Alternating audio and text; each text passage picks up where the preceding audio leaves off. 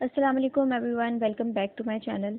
इससे पहले वाली वीडियो में I had discussed about the brief introduction of sociology of religion. जिस तरह से सोसाइटी में 5 मेन इंस्टीट्यूशंस हैं, education, family, economy, religion and government, और उनमें से एक अहम इंस्टीट्यूशन रिलीजन है।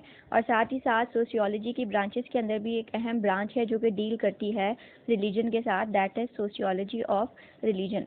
सो उसके हवाले से थोड़ा सा इंट्रोडक्शन दिया था एंड आई वुड रिक्वेस्ट कि अगर आपने वो वीडियो विज़िट नहीं की है तो सबसे पहले आप उस वीडियो को विज़िट करें ताकि आप इस वीडियो को अंडरस्टैंड अच्छे से कर सकें। सो इस वीडियो में हम बात करेंगे थ्योरेटिकल पर्सपेक्टिव्स ऑन रिलीजन की। सोशियोलॉजी के अंदर 3 मेन स्कूल्स ऑफ थॉट हैं, जिनमें symbolic, interactionism, structural functionalism and conflict theory आता है। और इन तीनों के फ्रेमवर्क के अंदर आप चीज़ों को अच्छे वे में, बेटर वे में अंडरस्टैंड कर सकते हैं।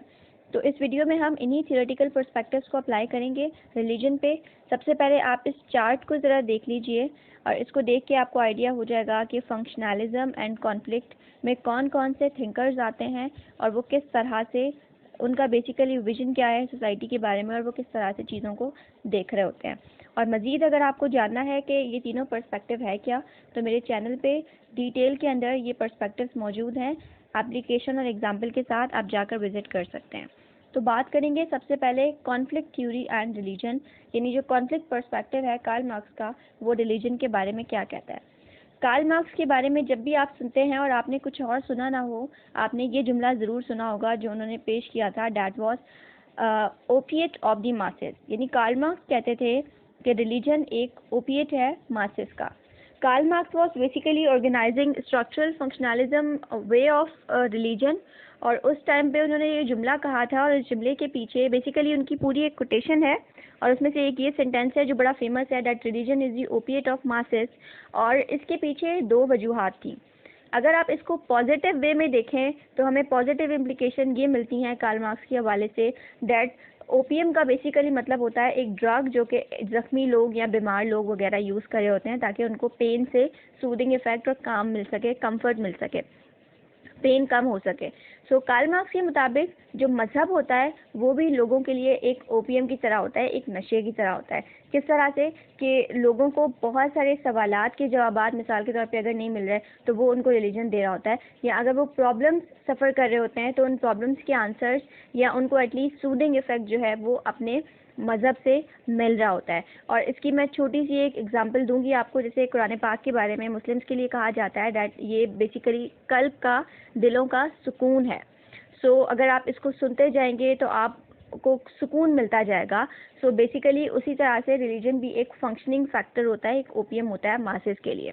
साथ ही साथ इसका नेगेटिव वे ये है that it resist social change, और इसमें बेसिकली जो ऑपरेशन है लोगों का वो प्रमोट हो रहा होता है। जैसे बहुत से जो कॉन्फ्लिक्ट थ्योरिस्ट हैं वो जब रिलीजन की बात करते हैं तो वो रिलीजन को इस्तेमाल करके जस्टिफाई करते हैं रेसिज्म को, सेक्सिज्म को और ऑपरेशन वगैरह को।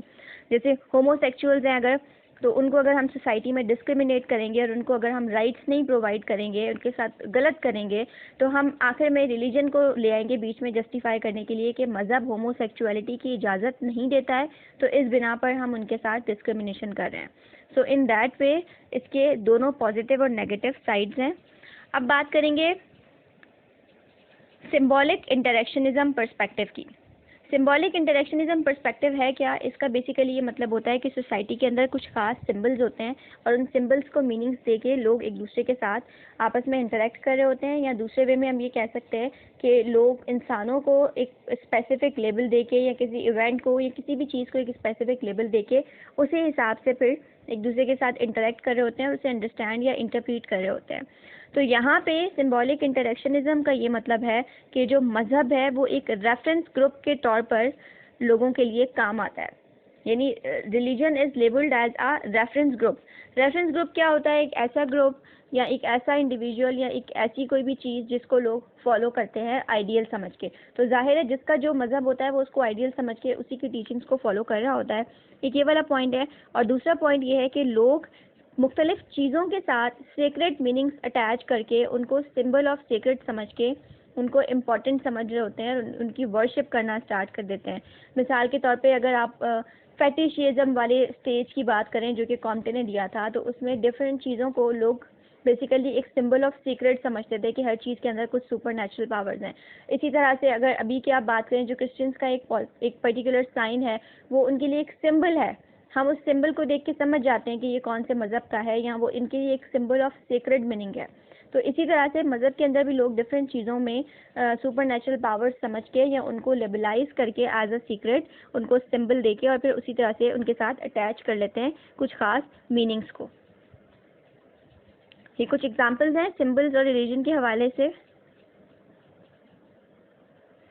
और लास्ट में हम बात करेंगे फंक्शनलिस्ट पर्सपेक्टिव की। फंक्शनलिस्ट पर्सपेक्टिव हम जानते हैं फंक्शंस और डिसफंक्शंस की बात करता है। तो अगर आप फंक्शंस की बात करें तो according to this perspective religion एक सोशल ग्लू के तौर पे है। किस तरह से? रिलीजन एक बाइंडिंग फोर्स है। रिलीजन के अंदर जो मुख्तलिफ ट्रेडिशंस होते हैं, जो रिचुअल्स होते हैं, वो लोगों को एक साथ बाइंड करते हैं। जैसे अगर आप मुस्लिम्स की मिसाल दें तो जब वो हज परफॉर्म करने जाते हैं तो दुनिया भर के मुसलमान आकर एक ही प्लेटफॉर्म पे जमा हो जाते हैं। तो वो जो एक रिचुअल है वो उनको जमा कर रहा है, उनको यूनाइटेड कर रहा है, उनको गैदर कर रहा है। तो एक सोशल ग्लू के तौर पे है। इसी तरह से हिंदूज़ हैं, अगर वो मंदिर में जाकर जमा होते हैं, या फिर अगर और डिफरेंट रिलीजन्स को देखें, आप चर्च की मिसाल ले लें, वहाँ पर अगर लोग जमा हो जाएं, तो बेसिकली रिलीजन एक सोशल ग्लू के तौर पे, एक बाइंडिंग फोर्स के तौर पे फंक्शन करता है, जहाँ पे लोग हर तरह के तफरकात को, डिफरेंसेस को बुलाकर एक साथ एक पॉइंट पर गैदर हो जाते हैं। साथ ही साथ रिलीजन कुछ खास नॉर्म्स भी होते हैं जो कि अपने इंडिविजुअल्स तक ट्रांसमिट करता है। रिलीजन हमें बता रहा होता है क्या अच्छा है क्या बुरा है, हम तक बिलीव्स को ट्रांसमिट किया जा रहा होता है। इसके अलावा इसमें कुछ गवर्नमेंटल अथॉरिटीज़ भी आ जाती हैं।